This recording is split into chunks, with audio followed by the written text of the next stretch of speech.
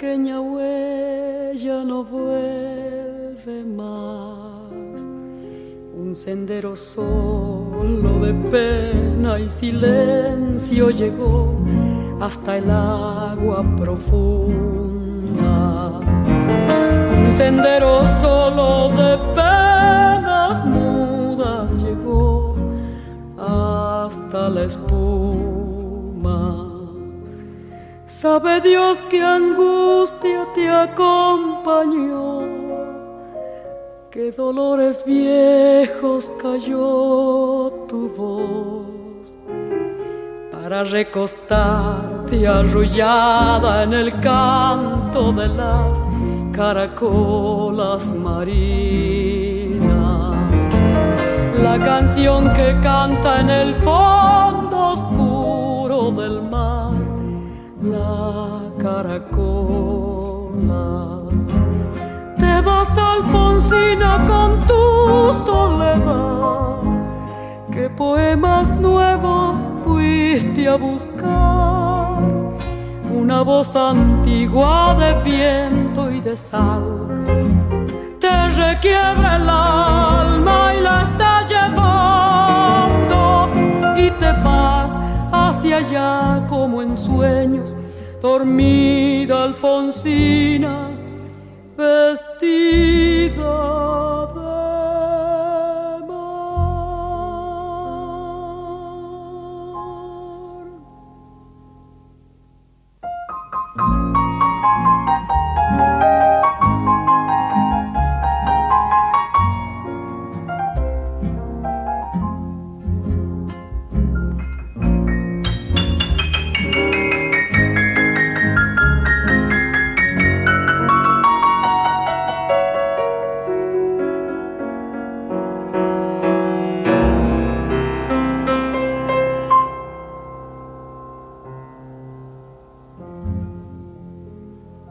Cinco sirenitas te llevarán por caminos de algas y de coral, y fosforescentes caballos marinos harán una ronda a tu lado, y los habitantes del agua van a jugar pronto a tu lado.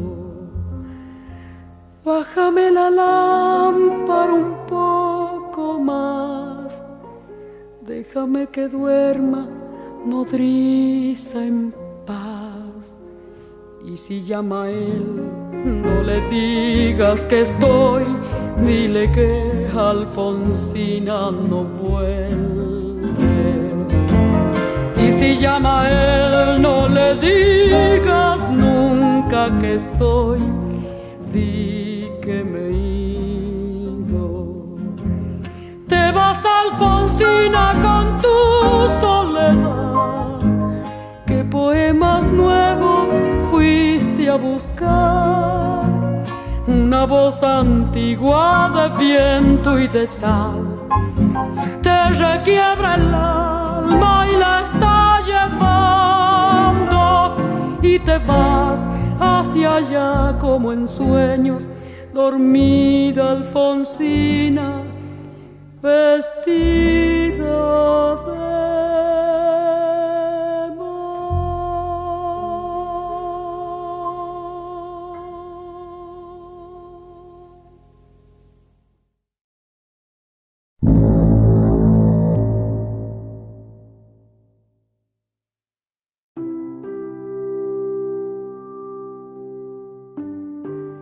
Buenos días, tardes, noches, gracias por escucharnos. Bienvenidos a Cuentos Hermanos, el podcast que narra nuestros días en forma de cuento. Iniciamos nuestra 8ª emisión agradeciendo vuestra compañía. Donde quiera que nos escuchéis, nos sentimos cerca. Así que gracias. Gracias por permitirnos llevar hasta vuestros oídos nuestra propuesta literaria.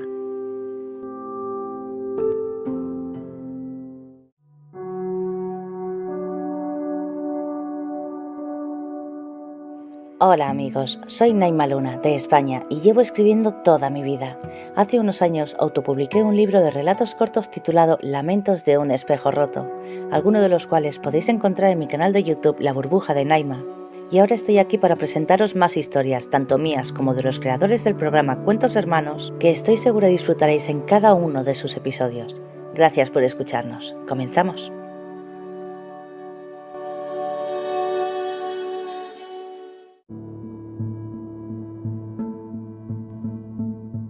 Hoy con mucho entusiasmo os traemos un programa sumamente especial, puesto que le toca el turno en nuestros micrófonos a una poeta fuera de serie, inigualable.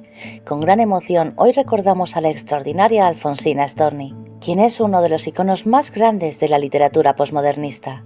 Su poesía está impregnada de lucha, audacia, amor y una reivindicación del género femenino, por lo que se considera también un icono, una representante y pionera del movimiento feminista y la lucha social feminista. Con una infancia sumamente difícil y una vida plagada de serias dificultades de salud, Storni impregna su obra de constante lucha y valentía por sobrevivir. Según el filólogo Alberto Acereda, la obra de Alfonsina Storni es una defensa a la libertad artística e individual. Su vida y obra es un mito iconográfico de un activismo que enfrenta a lo masculino. Afirma que ella es un mito más. Sus letras muestran a una excelente poeta del amor, una mujer luchadora por la igualdad femenina.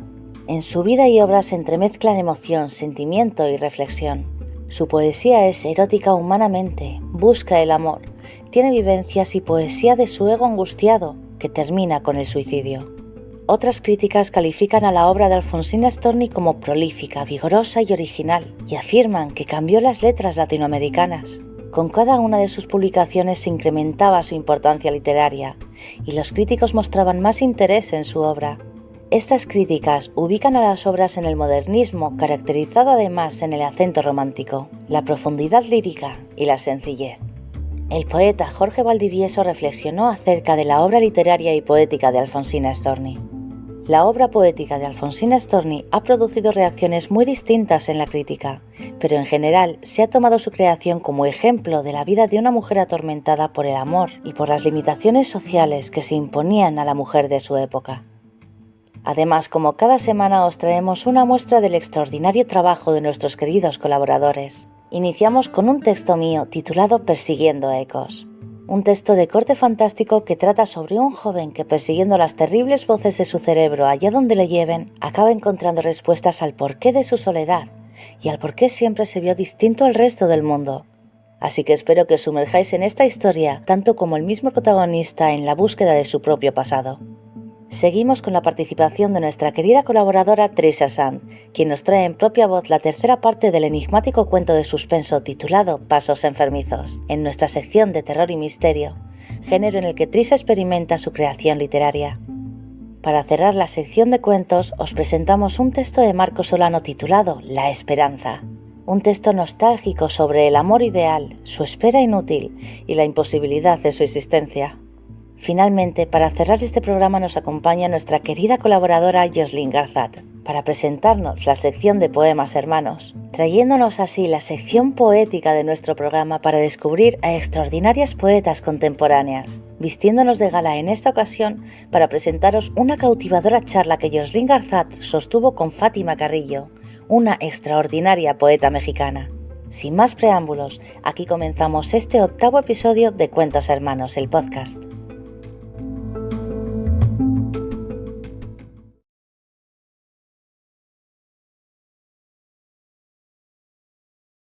Dientes de flores, cofia de rocío, manos de hierbas. Tú, nodriza fina, me prestas las sábanas de rosas y el edredón de musgos escardados. Voy a dormir, nodriza mía. Acuéstame. Ponme una lámpara en la cabecera, una constelación, la que te guste. Todas son buenas, bájala un poquito. Ah, un encargo. Si llama él, no le digas que insista, que he salido.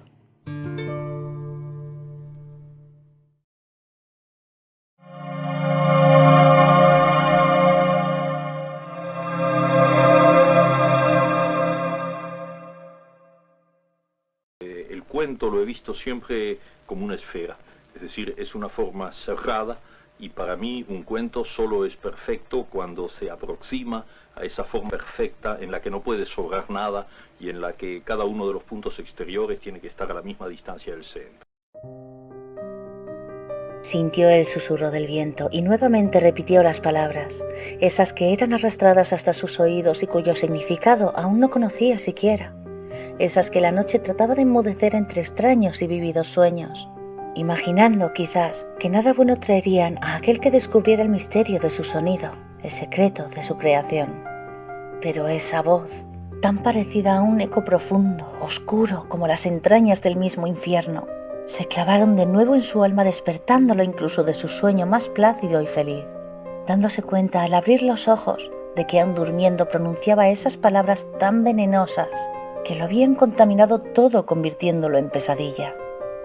Se levantó, fue al cuarto de baño y abrió el grifo, dejando correr el agua como si fuese a llevarse sus delirios con ella. Se miró al espejo sin lograr enfocar la vista del todo, debido al sudor y las lágrimas que empañaban sus ojos, provocándole ese desagradable escozor que tan bien conocía, y con un acto reflejo que llevaba repitiendo toda su vida, se llevó las manos a ambos lados del cuello, tras las orejas, donde 3 largas cicatrices en cada lado, paralelas entre sí, como los zarpazos de un gran felino, parecían intentar esconderse bajo su larga melena del color del trigo. Finalmente se lavó la cara varias veces antes de volver a su habitación y vestirse sin prisa. Cogió las llaves y cerró la puerta del pequeño piso tras él, sin preocuparse del ruido del portazo, aun siendo como era de madrugada.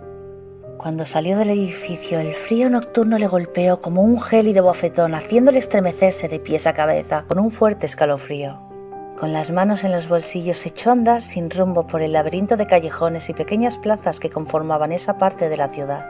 Seguía escuchando las palabras como un hipnótico sueño que lo alejaba cada vez más de la cordura, encaminándolo a un abismo cuya cierta imposibilidad de escapar lo hacía parecer incluso hermoso. Sacudió la cabeza e intentó pensar en otra cosa, cualquier cosa, incluso en esas odiosas canciones tan pegadizas que te arrancarías los oídos con tal de no volver a escuchar más, pero de nada sirvió. El olor a agua lo sacó de su ensimismamiento y miró a su alrededor. Sin darse cuenta había llegado al río, que se agitaba bajo las ráfagas de viento que parecían intentar acariciar la superficie, creando olas y pequeños remolinos entre las rocas que la rebasaban. Rememoró su primer recuerdo. Primero, las palabras. No te me vayas, pequeño, respira, por favor. Ásperas a causa del esfuerzo y el terror a perderlo. Después, al abrir los ojos, esa aliviada y gran sonrisa que parecía no querer abandonar la cara perlada de sudor de la técnica sanitaria que acababa de salvarle la vida, y el sonido de su risa ahogado en lágrimas de alegría. Tenía solo 7 años cuando lo habían sacado de mitad del río, y no recordaban nada antes de eso. Los médicos le dijeron que no sabían qué lo había causado, si la falta de oxígeno en el cerebro por demasiado tiempo, o el golpe que tenía en la parte posterior de la cabeza por culpa de la caída, o por las rocas que evitaron que el agua lo arrastrase río abajo, y que tenía suerte de seguir con vida sin más daños que ese, a pesar de que por culpa de esos pequeños daños nunca encontraron a sus padres. Aún se descubría de vez en cuando observando los rasgos de la gente con la que se cruzaba, preguntándose si se parecía a alguno de ellos, si alguno de ellos podría ser su padre, su madre, su hermana. Pero, de algún modo, sabía que no, que él era distinto a todos ellos, que tenía algo diferente, algo que lo hacía parecer como un pozo oscuro, profundo, y su casi total incapacidad para socializar no le hicieron la vida más fácil. No es que no supiese o no pudiese hacerlo, es que no quería. Nunca llegó a conectar con nadie, excepto con la mujer que le había salvado la vida, la de la voz áspera y la sonrisa aliviada. Días después del accidente, cuando fue a visitarlo una vez recuperado del todo, descubrió que en realidad su voz era suave y cálida, cuando no estaba presionando las manos sobre el cuerpo de un niño moribundo que había dejado de respirar. Y su sonrisa parecía iluminar todo a su alrededor, haciendo chispear sus ojos color ceniza, tan grandes, tan hermosos. Recordó cuando le entregó una flor silvestre, una margarita, y le dijo que era un superviviente, y que como otros supervivientes antes que él, debía honrar aquello que le permitió seguir con vida para hacer lo que el destino le tuviese deparado en el futuro, por insignificante que fuera. y que cuando pasase cerca del río debía besar los pétalos de la flor y lanzarla al agua, como agradecimiento por no habérselo llevado al otro lado tan pronto. E igual que lo hizo entonces, en ese momento buscó una flor a sus pies y tras arrancarla la besó y la tiró al agua dándole las gracias. Y solo entonces se dio cuenta de que las palabras de su mente habían cesado al fin habían guardado silencio. Se apoyó en el frío y oxidado metal de la valla que lo separaba del río y lo observó, en ese tan agradecido silencio que la noche le proporcionaba. Se sorprendió cuando unos pasos sobre el camino de tierra lo rompió tras él. Cuando se giró, descubrió a un hombre joven, tal vez 1 o 2 años más que él, mirándolo con intensidad y algo parecido a la sorpresa o la esperanza. Se apoyó en la valla y dirigió la mirada al río, con una extraña sonrisa asomando a sus labios. Una sonrisa que, a pesar de no haber visto a su improvisado acompañante en toda su vida, se le antojó curiosamente familiar. ¿Te conozco?, le preguntó al fin. El recién negado pareció no haberlo escuchado. Al cabo de unos instantes, aún sin apartar la vista del río, repuso con voz lejana, con la entonación que solo los recuerdos más tristes son capaces de dar. Fue una mujer que paseaba al perro antes de ir a trabajar, demasiado temprano para el mundo, demasiado temprano para nosotros. Me intentaron alejar, ¿sabes? Pero yo me negué a irme. Me mantuve escondido, oculto tras las rocas altas de la orilla, escuchando, intentando averiguar a dónde te llevarían o qué harían contigo si descubrían que... Así es como supe quién te descubrió antes de darme tiempo a volver con ayuda. ¿Quién llamó a quienes te sacaron del río y te dieron una nueva vida, alejándote de los tuyos, alejándote de tu hogar hasta ahora? ¿Qué estás? ¿Quién eres? Por un momento sus miradas se cruzaron, una confusa, la otra nostálgica. ¿No ves en mis rasgos los tuyos? Los ojos, los pómulos, la boca.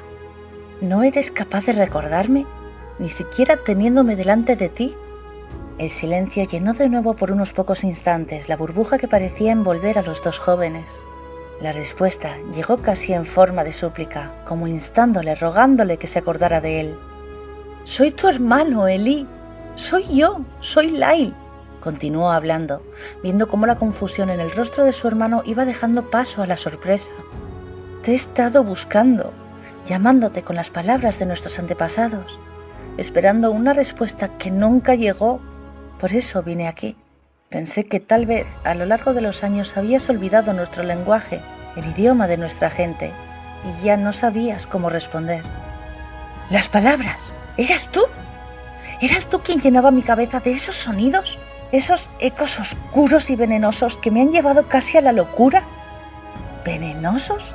Hermano, no porque algo sea oscuro ha de ser malvado. Es nuestro idioma, el legado de nuestros antepasados. Se habla desde el principio del ser consciente». Elí sacudió la cabeza confuso. «¿Pero de qué estás hablando?» El otro le devolvió la mirada, pero no dijo nada. Él suspiró con fuerza, exasperado. «Mira, Lyle. Lyle, ¿no?». Su hermano asintió aún en silencio. «A los 7 años me caí al río y casi me ahogo. Por culpa de eso perdí la memoria y no recuerdo nada de mi vida anterior.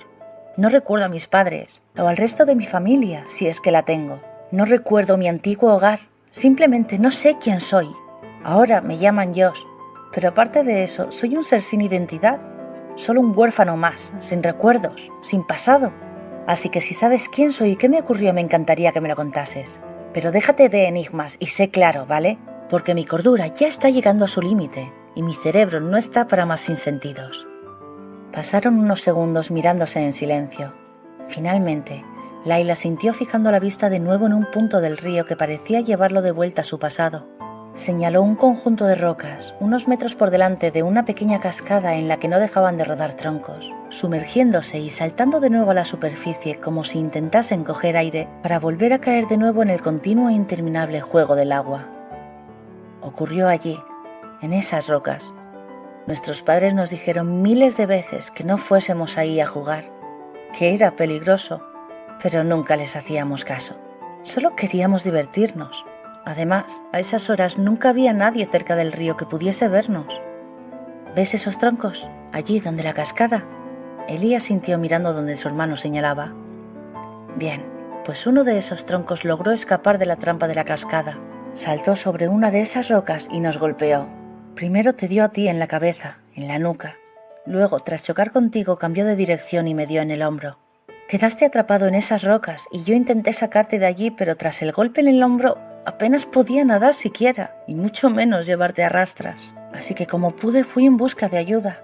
Pero para cuando llegamos ya te habían sacado y la mujer presionaba sobre tu pecho intentando devolverte a la vida, en la forma en que los humanos lo hacen. ¿Humanos? ¿Pero qué? Laila alzó una mano admonitoria pidiendo silencio para poder continuar. Al parecer, al pasar tanto tiempo sobre la superficie del agua, sobre las rocas, tu cuerpo te mantuvo con vida cerrando tus branquias, permitiendo a tus pulmones hacer su trabajo respirando aire en lugar de agua. Y de algún modo, según descubrí más tarde, cuando nuestros órganos internos hacen el cambio a la forma humana, también cambia levemente nuestro exterior, endureciendo nuestros huesos para soportar la gravedad y haciendo que las membranas que palmean nuestros dedos en manos y pies se sequen y se desprendan, al igual que la punta de las orejas. Aún se nota donde las tenías, justo aquí, dijo rozando la redondez, allí donde antes había acabado en punta. Elí apartó la mano de Lail con un manotazo. Él lo miró sin ofensa ni enfado y sonrió magnánimo. No te preocupes, tras un tiempo te volverán a salir. Supongo que los cambios son la forma que nuestra distinta evolución tiene de preservar nuestra supervivencia, siendo tan escasos como somos. Elí miró a su hermano, al tiempo que levantaba las manos a ambos lados del cuello, donde las cicatrices parecían escocerle de repente al recuperar un recuerdo de una vida pasada, en el que se veía a sí mismo sumergido bajo el agua, en la oscura profundidad del río, jugando a perseguir peces y azuzándolos para que fuesen hacia su hermano, riendo como el niño que era en aquel entonces. Lail, ¿qué soy? ¿Qué somos? Lail miró a su hermano tantos años perdido, deleitándose un momento en su rostro, tan parecido al suyo, y una extraña risa juvenil brotó de su garganta. Somos náyades, hermanito, criaturas que viven en las profundidades del río, cuidándolo y protegiéndolo como él hace con nosotros, ocultos a ojos humanos. Bueno, casi siempre, y ya es hora de volver.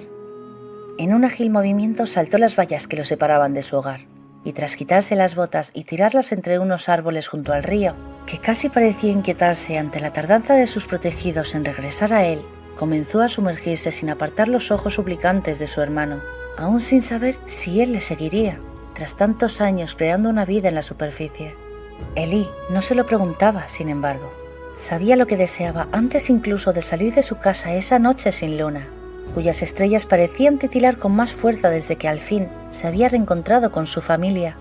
Saltó la valla y se quitó con los mismos pies las zapatillas, sabiendo que tan solo una cosa echaría de menos de su vida terrestre, la mujer que lo salvó, pero sin dudas ni miedos, consciente de que siempre conservaría los recuerdos de ella y sus preciosos ojos color ceniza.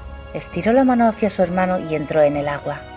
Lail sonrió con ese brillo infantil que solo aparece cuando el deseo más ferviente de un niño se ve cumplido, y alargó la mano para coger la de Elí, mientras el agua comenzaba a sumergirlos con suaves caricias de bienvenida y de promesas futuras, de alivio y de esperanza. Y con el amor de una madre, las aguas del río los acogió en su seno y los guió de nuevo a casa.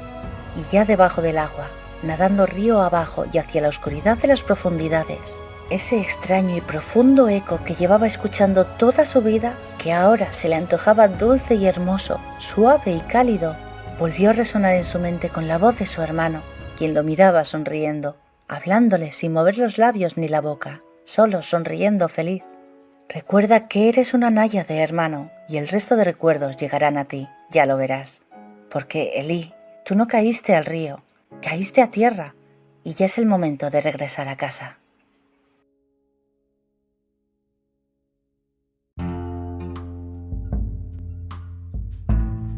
Un día, volviendo a casa en plena noche, me pareció escuchar unas voces que en realidad no estaban allí, así que cuando llegué saqué el cuaderno y comencé a escribir lo que habría ocurrido de haber seguido a esas voces inexistentes y hasta dónde me habrían llevado. Quizás a la locura, quizás al fondo del mar.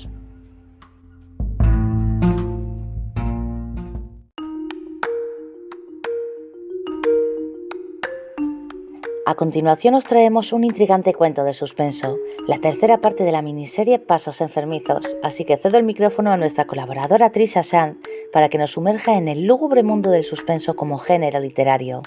Con todos vosotros, Pasos enfermizos tercera parte. Con todos vosotros, Trisha Sanz y los cuentos hermanos macabros.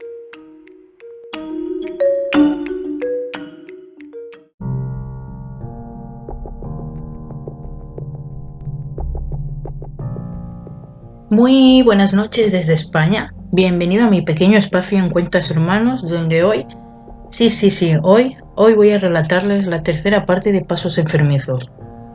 Un relato que transcurre en el interior de un laberinto donde Christel, la protagonista, se encuentra completamente perdida. Y es a raíz de ello que empieza a darse cuenta de que no solamente es allí donde se siente desorientada, sino que parece ser que toda su vida gira en torno en un abismo, el cual no se sabe cómo acabará. Recordemos que en la segunda parte, Cora, su amiga, se encuentra con ella, y a medida que transcurre el tiempo, la chica siente confianza para sincerarse con Christel. Solo porque también forma parte de la manada, ¿no? Son amigas porque digamos que ambas forman parte de este grupito. Y bueno, pues acaba confesándole que mantiene una especie de romance con el chico prohibido. Y por ello ella está sufriendo una especie de acoso telefónico. Contradicciones, culpas, resentimientos. En Pasos enfermizos, tú, oyente, podrás comprobar que este peculiar personaje, me refiero a Cora, parece estar más perdida que Christel. Y es que la verdad que narra una serie de sucesos que no harán más que confundir a nuestra protagonista, ¿no? E incluso hacer que se dé cuenta que la chica en cuestión no nos aclara ni ella. Por eso, ¿decidirá Christel que es mejor continuar sola buscando la salida del complicado laberinto? ¿O por lo contrario preferirá continuar con ella para no sentirse sola? ¿Tendrá Cora más confesiones que contarle? ¿Será el laberinto un lugar seguro para hacerlo? No te pierdas la tercera entrega de este relato. Y, oyente, no te preocupes si las cosas no te cuadran. En esta historia hay demasiados cabos que atar, demasiadas contradicciones que asimilar. Pero lo importante es que te quedes hasta que encontremos juntos la salida, si es que la llegamos a encontrar. Y bueno, si quieres hacerme llegar tu opinión, contacta conmigo en el correo escritora@gmail.com y sin duda te responderé.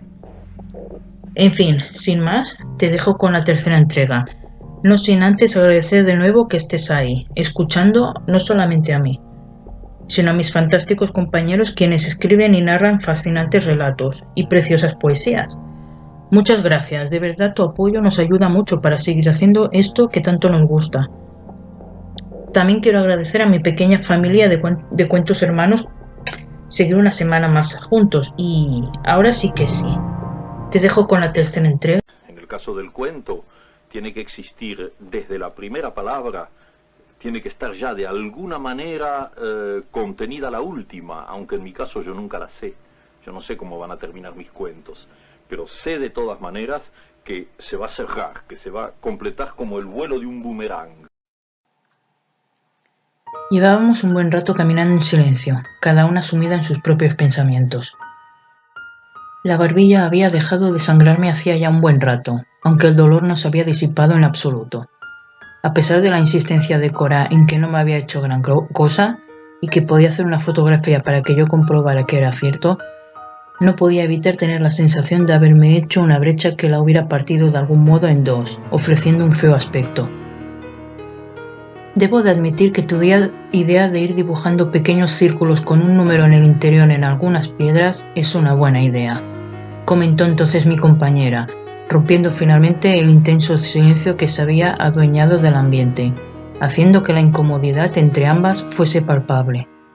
Creo que hemos pasado por el pasillo número 7 unas 30 veces, Dirigí la mirada hacia la piedra en cuestión para comprobar el número, y no tardé en soltar un suspiro, derrotada. Me sentía tremendamente cansada y adolorida, y desde hacía un buen rato mi estómago no había dejado de gruñir en señal de protesta, debido a la falta de alimento. Fue entonces cuando reparé en que había empezado a oscurecer notablemente, ya que Cora llevaba la luz de la linterna del móvil encendida.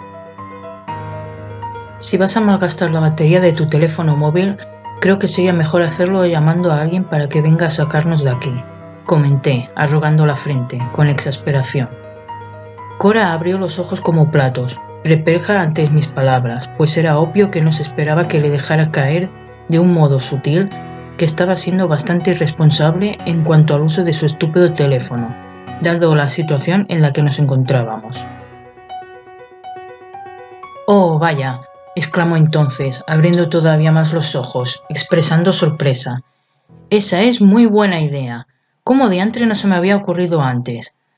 Fruncía el ceño al notar la ironía en sus últimas palabras, mientras sus ojos se entrecerraban, en actitud molesta. «Ah, espera. Ya sé por qué no lo he hecho todavía. Porque no hay cobertura, maldita sea». Apreté fuertemente la mandíbula, logrando reprimir el impulso de mandarla al cuerno. ¿Crees que de haber podido hacerlo no lo hubiera hecho ya? ¿Tan irresponsable crees que soy? Yo me limité a continuar callada, pues no tenía ánimo ni ganas de enzarzarme en una estúpida discusión sin sentido.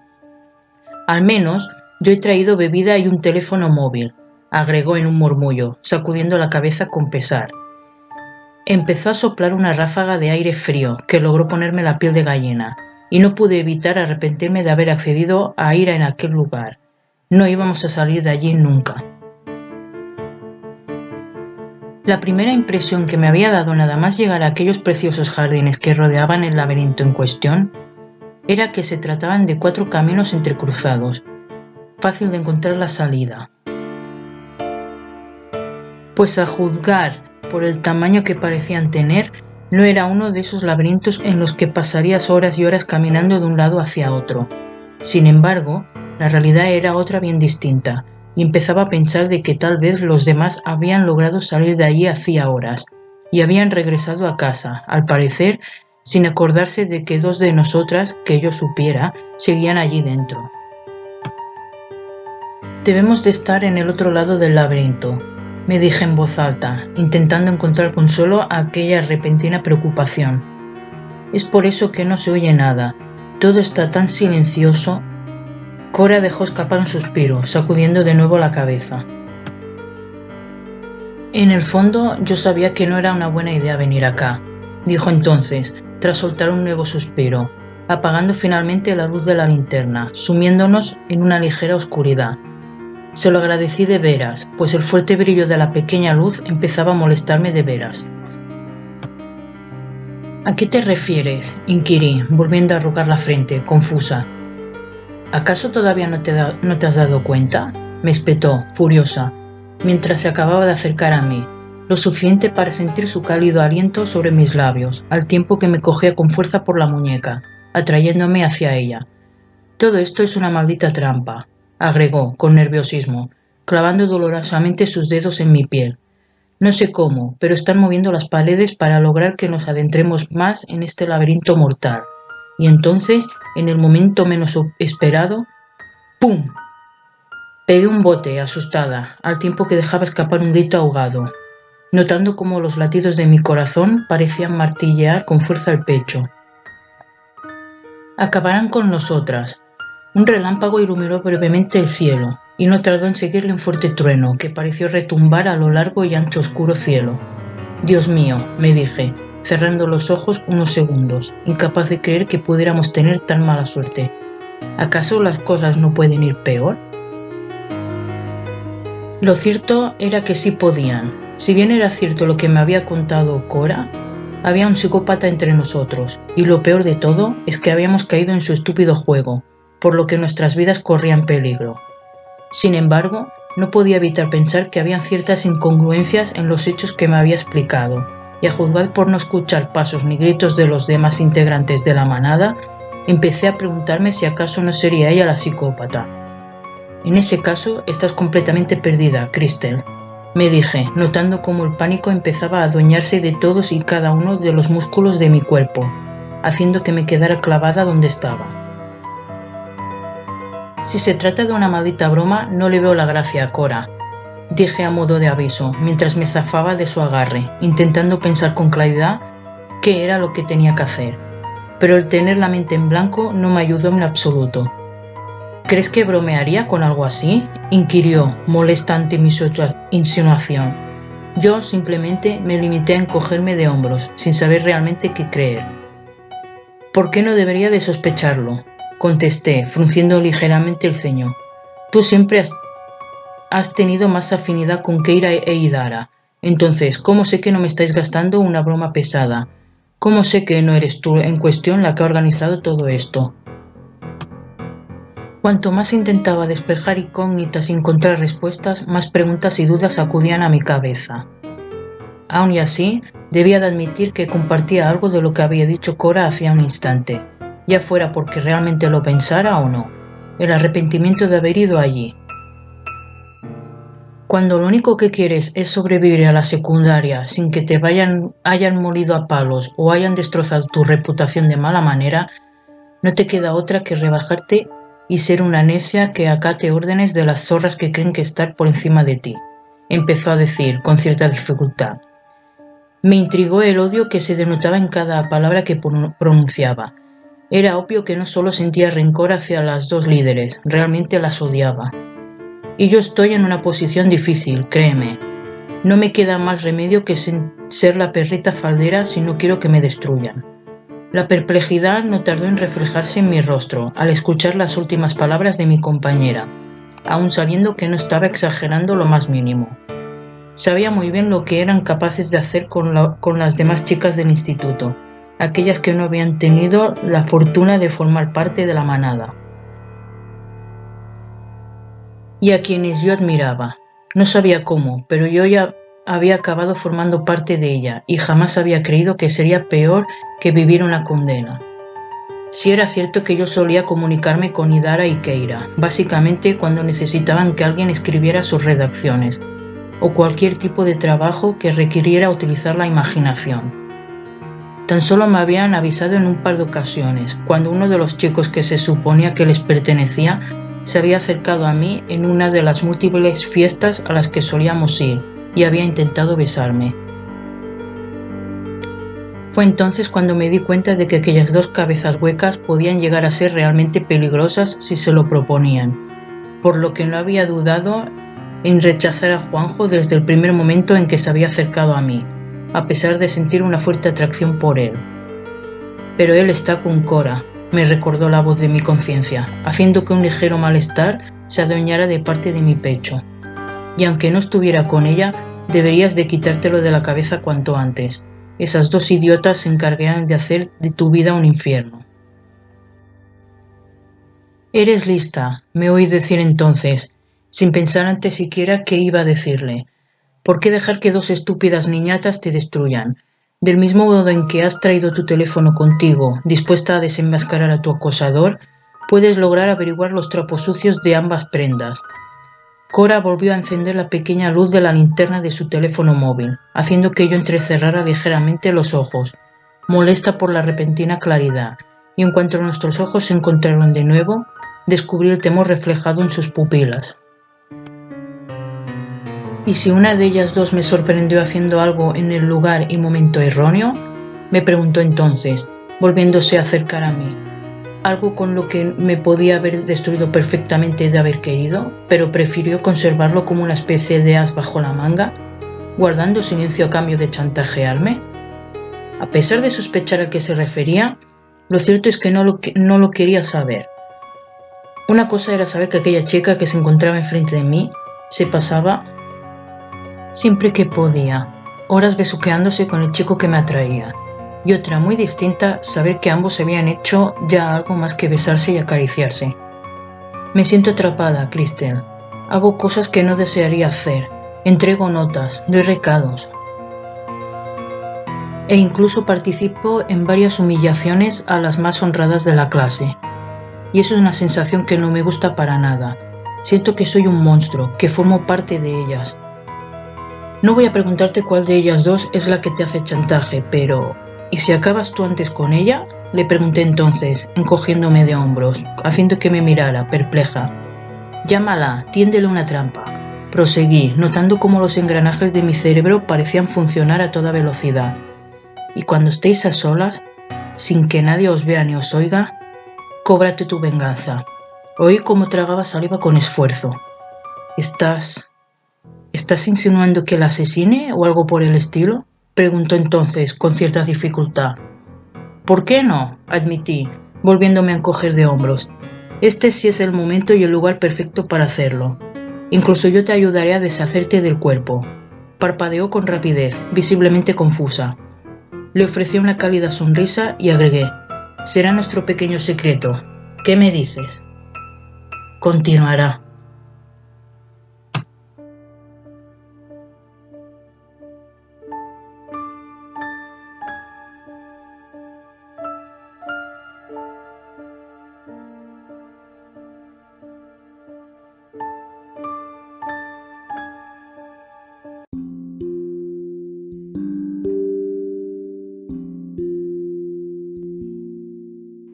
Para finalizar esta sección de Cuentos Hermanos, os presentamos un texto de Marcos Solano titulado La Esperanza, un cuento nostálgico que explora el amor ideal como un evento instantáneo y fugaz, que en su perpetuidad resulta quizás una manifestación de la soledad propia de los hombres. Cuando estoy atrapado por un texto, tú ves, por ejemplo, en este momento hay un cuento que camina por algún lado, que empecé a sentir en Londres, donde estuve hace unos 15 días, y que ha continuado en París y que se vuelve obsesivo aquí en Madrid. Y entonces lo estoy escribiendo en diferentes pedazos de papel, entonces va saliendo así, sabes, por momentos, pero sin ninguna sujeción a horario, porque de alguna manera el cuento ya está escrito.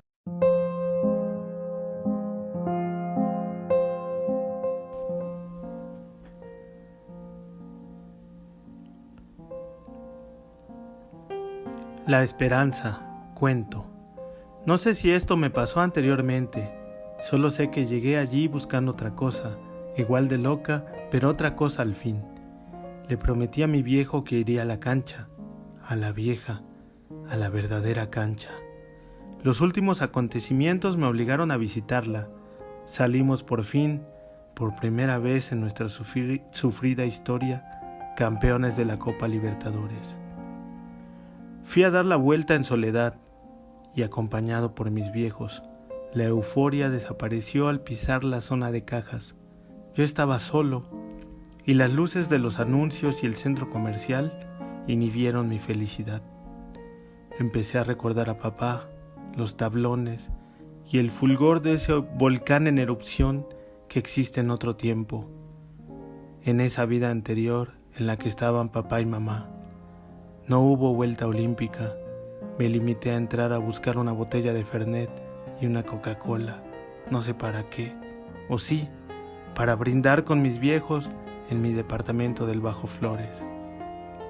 Yo también fui desterrado del barrio, como mi querido San Lorenzo. Taciturno me dispuse a pagar, resignado a la soledad de mi cuarto. Era una noche fría, de esas del invierno bonaerense. Buenas noches, ¿puedo ayudarle en algo más? No, es todo. ¿Cuánto es? Y la vi, simplemente eso, con su andar pausado. Era delgada, un poco más alta que yo, con el cabello rizado y con 2 lunas debajo de sus anteojos. Jamás vi en mi vida una mujer tan bella. Su sonrisa, que llevaba los colores y la textura de un Van Gogh, se quedó desde entonces en un recoveco inaccesible de mi alma. Ella, con la indiferencia de las rocas que ven correr el agua en los arroyos, ni siquiera me miró, o lo hizo sin percatarse siquiera de mi existencia. Desde entonces, el Carrefour dejó de ser San Lorenzo, para convertirse en una dicha fugaz, luego en una esperanza, hasta tocar los límites del recuerdo, y finalmente en una especie de dolor perenne. Deslumbrado por esa aparición casi sublime, no alcancé a ver el nombre impreso en su gafet, ni mucho menos me atreví a charlar con ella. ¿Qué podía haberle dicho? Soy un hincha de San Lorenzo y vine a dar la vuelta olímpica a este lugar. No sé. Los días transcurrieron entre noches, madrugadas y tardes frías, llenas de viento y de color, sin ella, pensando siempre en ella. Realizaba mis compras con frecuencia en el Carrefour de Avenida La Plata, siempre con la esperanza de verla, pero sin atreverme a hablarle. Jamás lo hice. Supe luego por su gafet y por los tickets que se llama Esperanza, y eso era para mi vida entonces. Aprendí cada uno de sus gestos y estados de ánimo, y los recordaba constante en mis días. Luego escribí una serie de poemas que jamás le leí. A veces la encontraba en la calle, cerca del supermercado, a toda prisa, con sus pensamientos fijos en no sé qué. Siempre tuve curiosidad por saber de su vida. Deseaba conocerla de golpe, saber su historia, sus sueños, sus anhelos y los pensamientos que quisiera compartir conmigo. Unos meses después, tomé un tren rumbo a la Tierra de Fuego, por motivos de trabajo. Esas noches estuvieron llenas de ella, de esperanza, también de sueños y de mi desbordada imaginación acerca de su vida y de sus misterios. Nunca supe si estaba sola, si esperaba a alguien o si deambulaba como yo, llena de pasado y sin presente. Hace 2 meses volví de la Tierra de Fuego, casi después de 180 largos días de estancia. Ni bien bajé de la nave, fui al supermercado, no la encontré. Así pasó con los días, las semanas y los meses siguientes. No la he vuelto a ver. Seguí con mis cosas cotidianas, entre el trabajo, el pasado y mi querido San Lorenzo. Con eso me invento una vida. Aún conservo la esperanza de volverla a ver. Anhelo verme reflejado en las lunas negras de sus ojos. Deseo calentar mi corazón con el fuego de su sonrisa y quiero callar los cantitos de la gloriosa Buteler con el sonido de su voz. Hoy temprano, antes de salir al partido de la Recopa con River, vine hasta acá para que publique mi historia en su periódico. Si se puede, cerca de los anuncios de empleo. Mantengo la esperanza, entonces, de que una hermosa chica de cabello rizado lo lea, se sorprenda y vaya mañana al Carrefour, a la zona de cajas, justo donde en otro tiempo se encontraba un arco, mientras yo de nuevo doy la vuelta olímpica. Nota del periodista: ayer San Lorenzo perdió el partido con River, no hubo vuelta olímpica.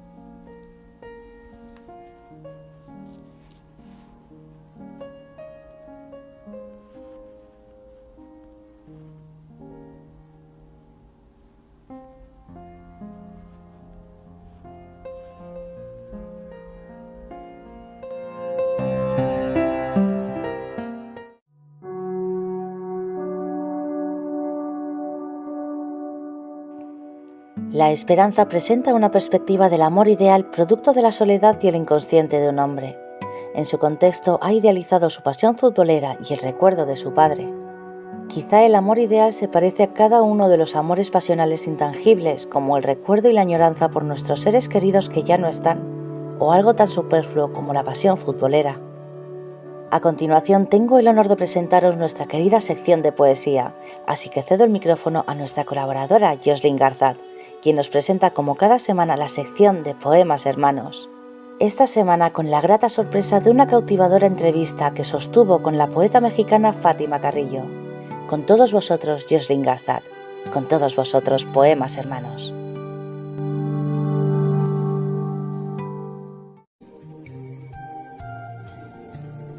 Yo no sé de pájaros. No conozco la historia del fuego. Pero creo que mi soledad debería tener alas.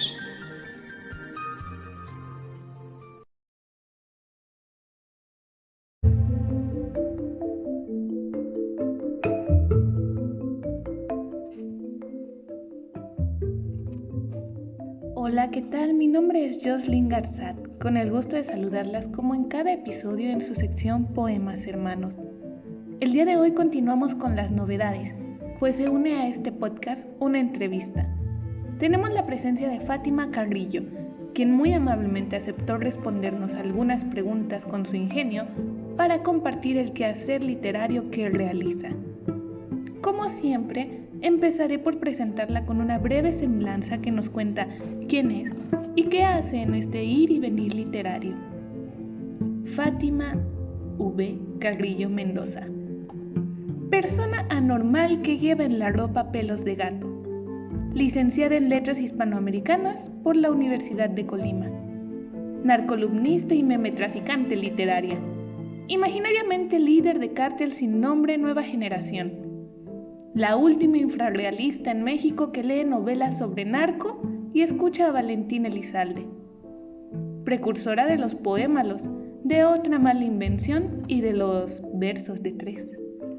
Actualmente coordinadora del Club de Lectura El Gallo de Oro y siempre mente apasionada de la fotografía con defectos especiales. Colimense por adopción. Nacida un 11 de septiembre en la tierra de la única familia que existe en México, donde vuelan las mariposas monarcas alrededor del cuerpo de Homero Gómez, al ritmo de la danza de los viejitos y del trueno de las balas. Denle un aplauso desde donde estén y ahora sí, que comience la ronda de preguntas.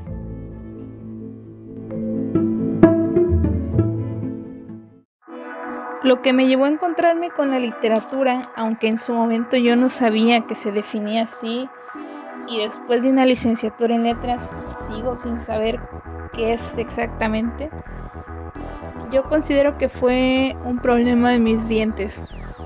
Siento que eso me encaminó. Mi mamá me llevaba a un consultorio y a un lado del consultorio había una librería. Entonces, para evitar que yo llorara, mi mamá procedió una vez a comprarme un libro que se llama El Coyote Tonto y que muchos años después investigué y es de Felipe Garrido. Incluso después de tanto tiempo mi mamá tuvo a bien regalármelo de nuevo como una manera de recordar ese momento, de recordar mi primer libro. Aparte, por las noches recuerdo que mi papá me leía un libro que después de tantos años también me di cuenta que se trataba de libro vaquero y extrañamente yo nunca abrí esos libros. Me imagino que mis papás me lo restringían por el contenido y ellos distorsionaban la historia para contármelas y su personaje principal de la historia que ellos inventaban era Terridola. Sinceramente yo no sé si existe o no existe, yo creo que es un invento de ellos y que gracias a eso pues ahora me he encaminado por estudiar letras y seguir leyendo y leyendo lo más que se pueda. En la licenciatura siempre escuché la frase que para ser un buen escritor siempre se debía ser un buen lector.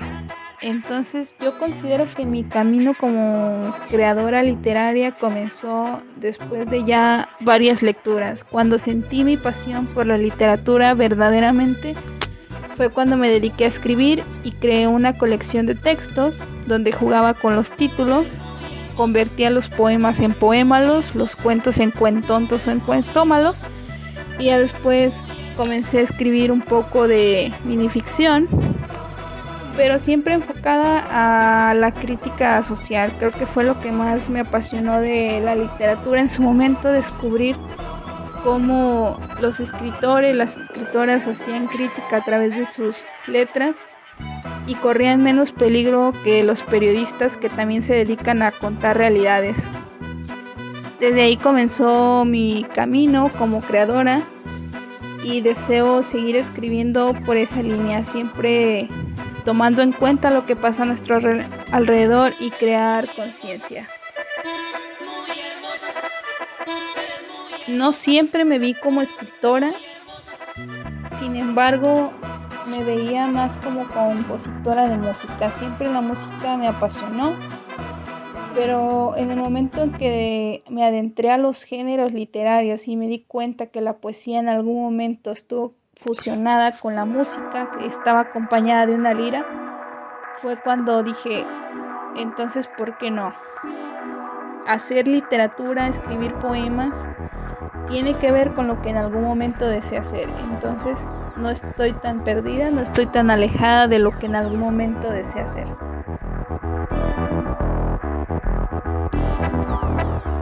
Siempre me había sentido identificada con el movimiento infrarrealista, en especial con uno de sus integrantes, que es Mario Santiago Papasquiaro, y no había pensado exactamente por qué tenía una conexión con él hasta ahora que tengo que rememorar mi proceso creativo, porque en algún momento leí que él escribía en paredes, en cajas de cerillos, en los libros, alrededor, en los márgenes, o en lo que tuviera en la mano cuando él tuviera inspiración. Creo que de esa forma es como a veces lo hago. A veces estoy en el trabajo y tomo una hoja de papel, un lapicero, lo que sea que haya para escribir, y me pongo a redactar principio, luego el final y después el desarrollo de la historia que quiero contar. Si es un poema, lo pulo hasta que yo considere que quede perfecto para mí y que transmita lo que de verdad quiero que se dé a conocer con él. Y así es como me pongo a escribir. Realmente no tengo como un método de encerrarme, que todo esté en silencio. Puedo escribir con ruido. Lo he hecho a través de chats de WhatsApp, en Facebook, en mi muro de Facebook, cuando tengo la privacidad de solo yo, también he escrito cosas. Y ya cuando queda perfecto, ya es en el momento en que yo lo comparto. Relacionado con la temática que a mí me interesa escribir últimamente, que es el narcotráfico y la violencia derivada de ahí, una de las escritoras que más me ha inspirado en los últimos días, en los últimos meses, es Fernanda Melchor, quien creó polémica por compartir el PDF de sus libros. Sin embargo, creo que vale la pena compartirlos de cualquier medio, porque sus personajes hablan de manera tan natural sobre lo que acontece que uno cree que realmente está conversando con ellos. Y sinceramente, uno de mis deseos es lograr escribir como lo hace ella, que se sienta tan real, tan natural como lo hace Fernanda Melchor.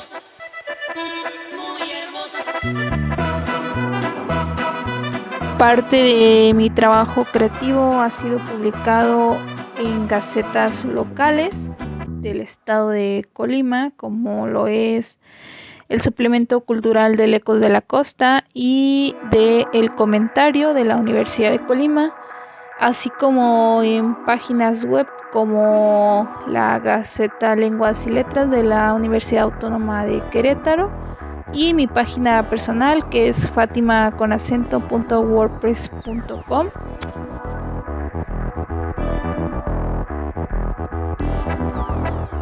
Mi consejo para todas aquellas que deseen acercarse a la escritura, al proceso creativo, es principalmente que lo tomen como un proceso catártico, un camino que las va a llevar a encontrarse con sí mismas, porque como decía Roberto Bolaño, no hay literatura inocente, es decir, que todo está cargado de nuestras vivencias, de lo que acontece socialmente, de todo aquello que nos impacta. Entonces, una vez que estén en ese lugar, no dejen de hacerlo, no dejen de escribir y aléjense de todas las formas que nos han dicho que son las correctas. Creo que hay que romper también con todos esos estereotipos, todas esas críticas que nos hacen, sobre todo algunas derivadas por la enseñanza patriarcal dentro de la literatura. Entonces lean también, eso es una buena forma de encontrar nuestro estilo, todo aquello que queremos mostrar, nuestras necesidades por contar lo que tenemos en mente. Entonces lean, escriban y no dejen de leer y no dejen de escribir. Entonces ese es principalmente mi consejo.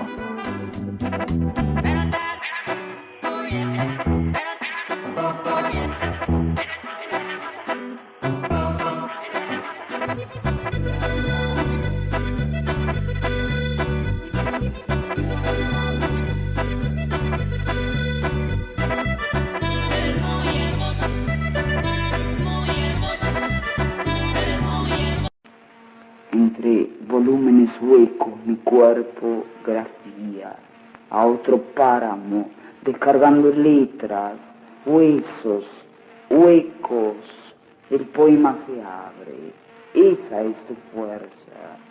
El poema toma contacto, se desliza con brazos extendidos por las dos orillas, esa es tu fuerza.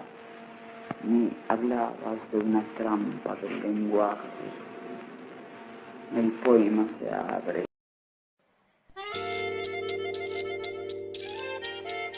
Y para despedir su participación, les leeré uno de sus poémalos.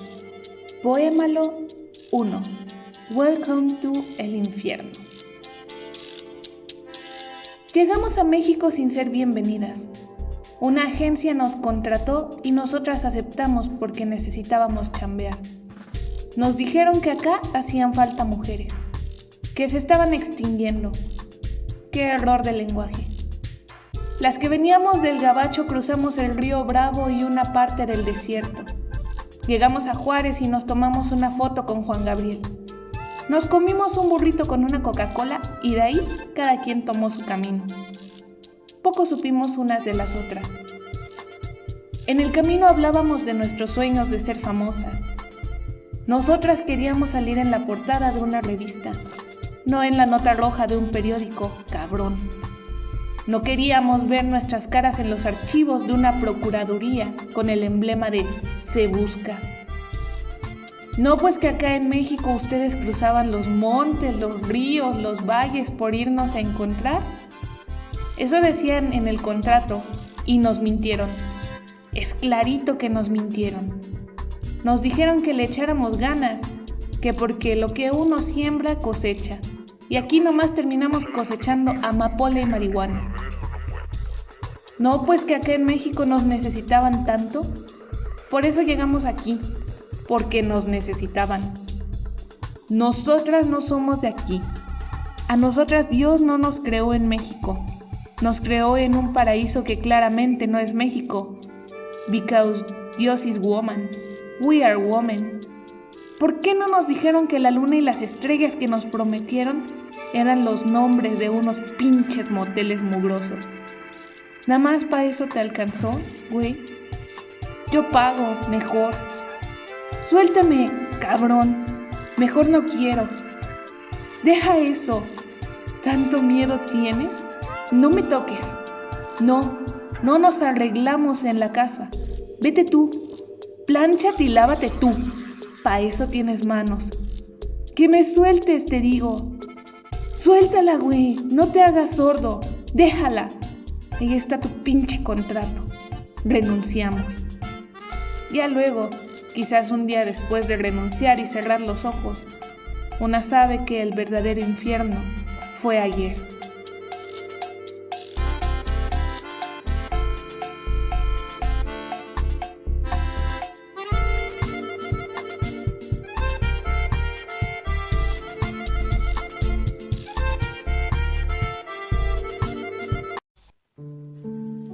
Los ausentes soplan y la noche es densa.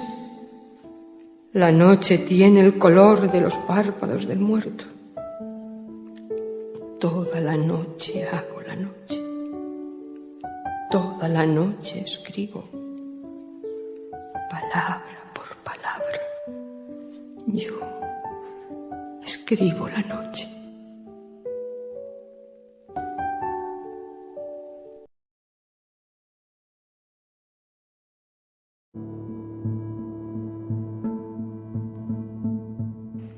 Para finalizar este programa, con gran gusto os presentamos un sentido homenaje a la extraordinaria y eterna poeta argentina Alfonsina Storni, trayendo hasta vuestros oídos una serie representativa de sus excesos poemas.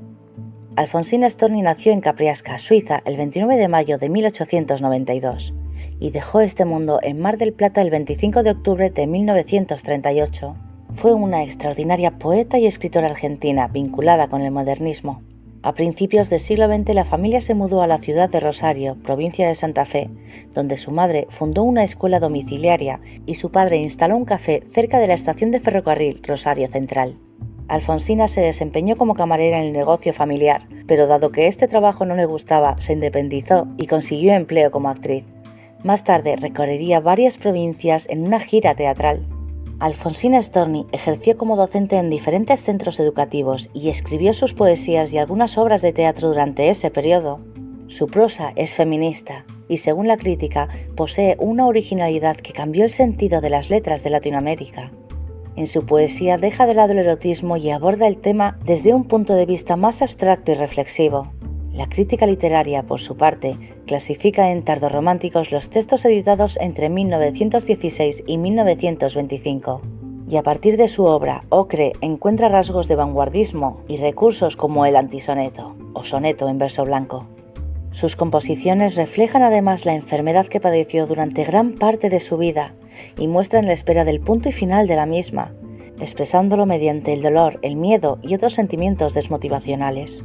Le diagnosticaron cáncer de mama, del cual fue operada. A pedido de un medio periodístico, Storni se realizó un estudio de criología, cuyo diagnóstico no fue acertado. Esto la deprimió aún más y le provocó un cambio radical en su carácter que la llevó a descartar los tratamientos médicos para combatir la enfermedad.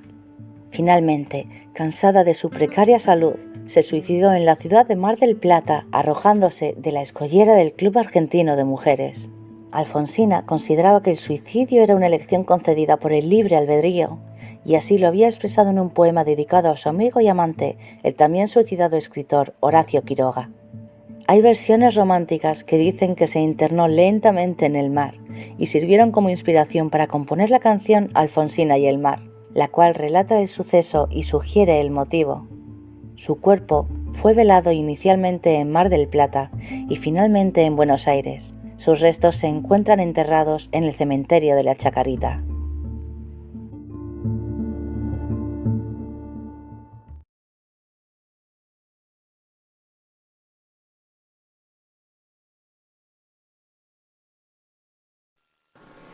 Tú me quieres alba, me quieres de espumas, me quieres de nácar, que sea azucena sobre todas casta, de perfume tenue, corola cerrada. Ni un rayo de luna filtrado me halla, ni una margarita se diga mi hermana. Tú me quieres nívea, tú me quieres blanca, tú me quieres alba. Tú que hubiste todas las copas a mano, de frutos y mieles los labios morados, tú que en el banquete cubierto de pámpanos dejaste las carnes festejando a Baco, tú que en los jardines negros del engaño vestido de rojo corriste al estrago, tú que el esqueleto conservas intacto, no sé todavía por cuáles milagros, ¿me pretendes blanca? Dios te lo perdone. ¿Me pretendes casta? Dios te lo perdone. ¿Me pretendes alba? Huye hacia los bosques, vete a la montaña, límpiate la boca, vive en las cabañas.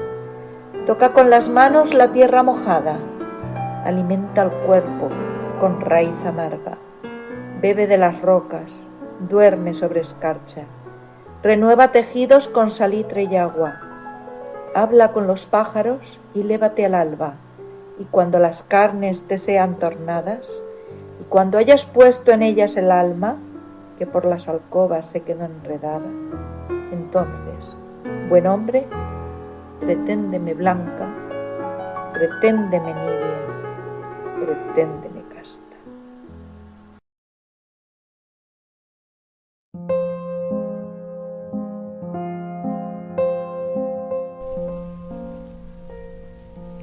Anda, date a volar, hazte una abeja. En el jardín florecen amapolas y el néctar fino colma las corolas. Mañana el alma tuya estará vieja. Anda, suelta a volar, hazte paloma, recorre el bosque y picotea granos, come migajas en distintas manos. La pulpa muerde de fragante poma. Anda, Date a volar, sé golondrina, busca la playa de los soles de oro, gusta la primavera y su tesoro, la primavera es única y divina. Mueres de sed, no he de oprimirte tanto. Anda, camina por el mundo, sabe, dispuesta sobre el mar está tu nave. Date a bogar hacia el mejor encanto. Corre, camina más, es poco aquello. Aún quedan cosas que tu mano anhela. Corre, camina, gira, sube y vuela, gústalo todo, porque todo es bello. Echa a volar, mi amor no te detiene. ¿Cómo te entiendo? Bien. ¿Cómo te entiendo? Llore mi vida, el corazón se apene. Date a volar, amor, yo te comprendo. Callada el alma, el corazón partido, suelto tus alas. Ve, pero te espero. ¿Cómo traerás el corazón, viajero? Tendré piedad de un corazón vencido. Para que tanta sed bebiendo cures, hay numerosas sendas para ti, pero se hace la noche, no te apures. Todas traen a mí.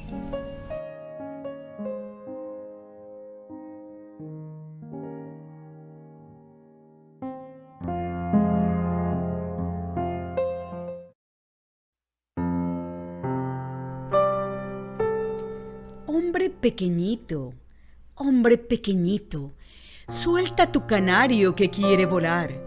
Yo soy el canario, hombre pequeñito, déjame saltar.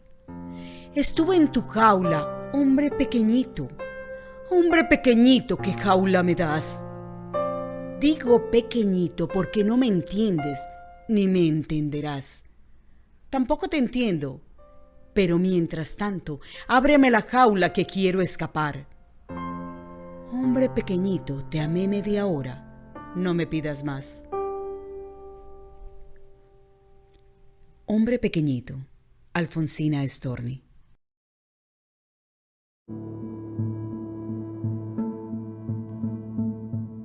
Alberto Acereda afirma que Storni fue feminista en el sentido literal de la palabra, ya que siempre buscó la igualdad entre el hombre y la mujer.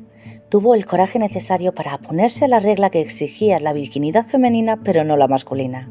De aquí nació su obra Tú me quieres blanca, heredera de Hombres necios de Sor Juana.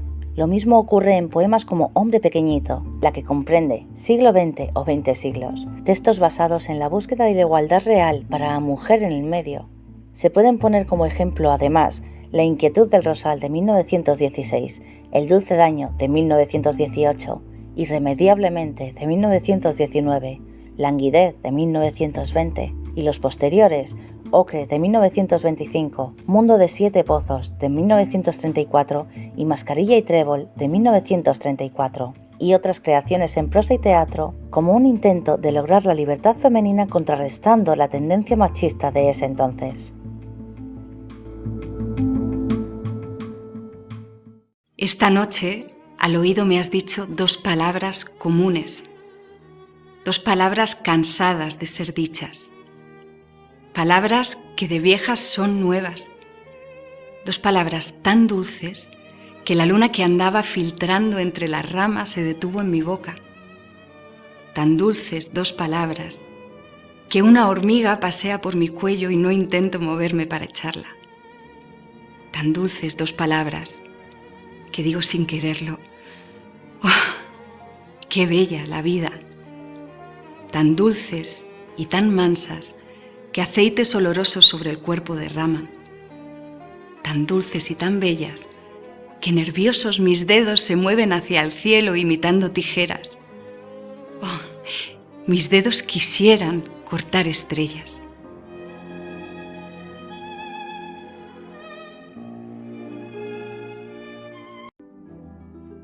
Tinta digital.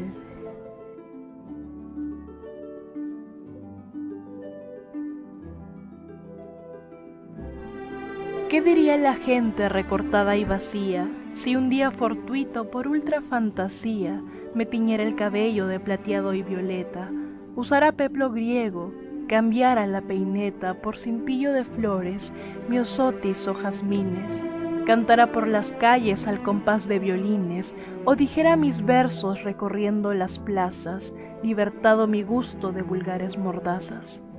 ¿Irían a mirarme cubriendo en las aceras? ¿Me quemarían como quemaron hechiceras? ¿Campanas tocarían para llamar a misa? En verdad que pensarlo me da un poco de risa.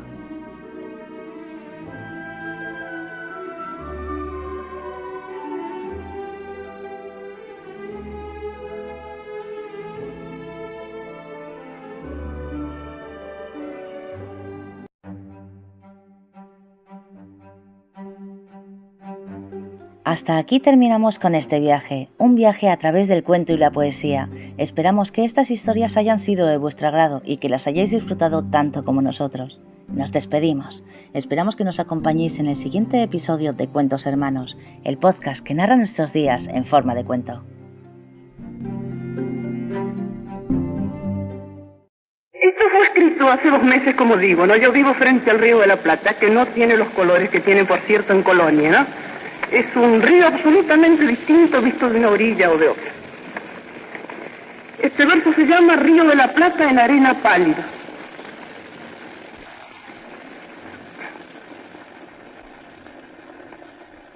¿De qué desierto antiguo eres memoria?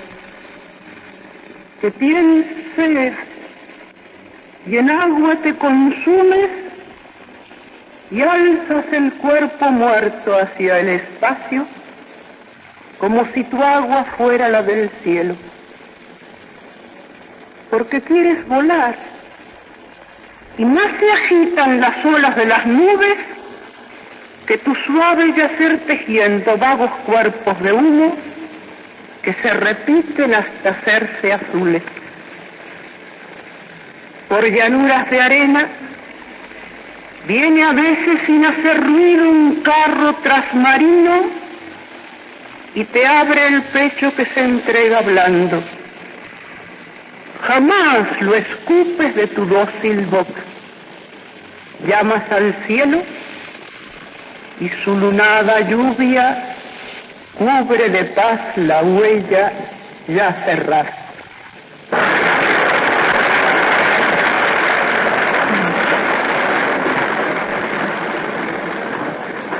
Y cierro. Ahora quiero decirles la alegría de estar entre ustedes. Y decir también, gracias Gabriela, gracias Juana, por existir sobre la tierra y respirar a mi lado. Si pudiera ensanchar nuestras 6 manos unidas en un círculo que partiendo del Atlántico ensartara la cordillera y enfilara la pampa, lo haría. Ancho es el mundo y en él caben todos. Y el que, pueblo o individuo, traiga el mensaje más alto, lo supremo se lo acrecienta.